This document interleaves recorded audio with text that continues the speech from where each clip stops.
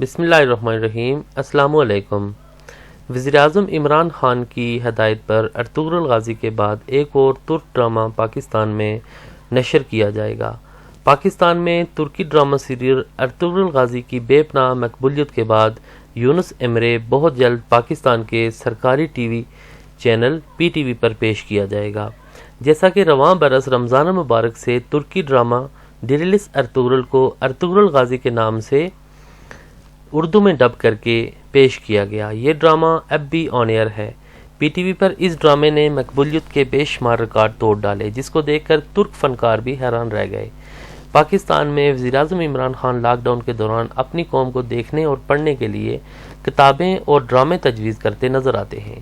عمران خان کی ترک تاریخ میں دلچسپی اور ترکوں سے محبت اور ترک صدر رجب طیب اردگان سے دوستی تو عیاں ہے ہی، اب وزیراعظم پاکستان عمران خان کی خواہش پر یونس ایمرے کو اردو میں ڈب کر کے پاکستان ٹیلی ویژن پر پیش کرنے کی تیاریاں زور و شور سے جاری ہیں۔ اس ڈرامے کو پاکستان میں راہ عشق کے نام سے پیش کیا جائے گا۔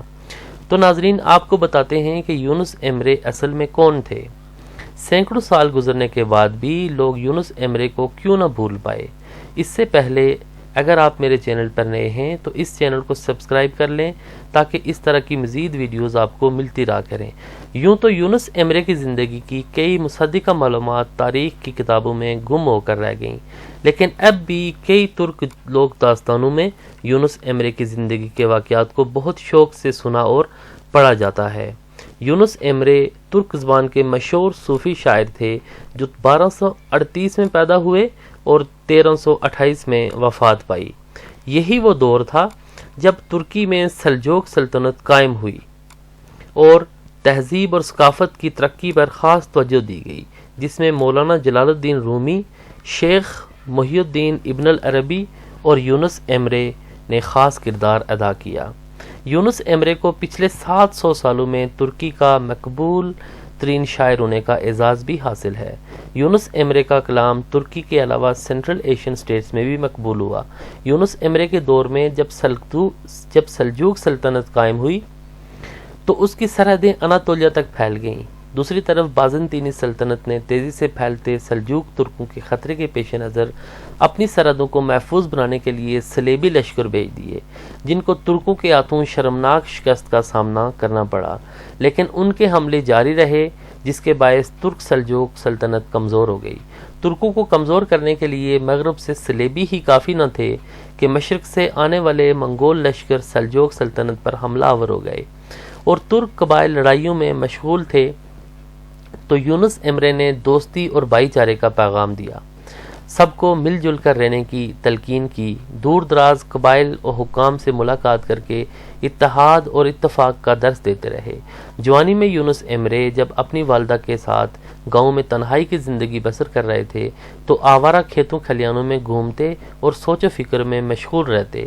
کھیتی باڑی ہی آپ کے روزگار کا ذریعہ تھی۔ قحط کے دوران یونس ایمرے گاؤں کے غریب غربا کے لیے غلہ اکٹھا کرتے اور بانٹتے نظر آتے۔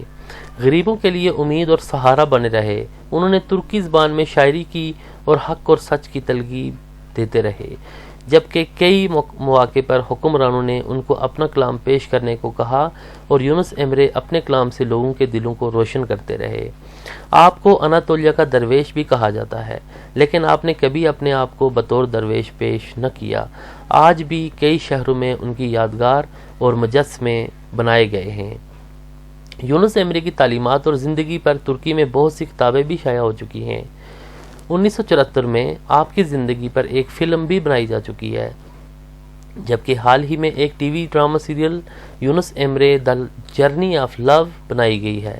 شروع میں یونس ایمرے کا کلام کسی تحریری شکل میں نہ تھا بلکہ سینہ بسینہ چلا آ رہا تھا، جس کو بعد میں ترک محب وطن علماء اور شعراء نے مرتب کیا۔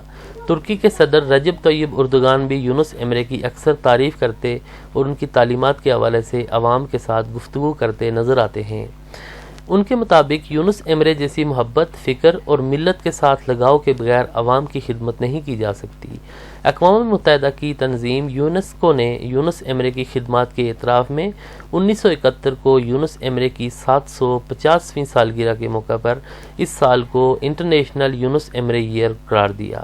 تو دوستو، امید ہے کہ آپ کو یہ میری ویڈیو پسند آئی ہوگی۔ ویڈیو کو لائک کیجئے اور چینل کو سبسکرائب کیجئے تاکہ مزید اس طرح کی ویڈیوز آپ کو ملتی رہیں۔ ملتے ہیں پھر کسی نئی ویڈیو میں۔ اللہ حافظ، بہت شکریہ۔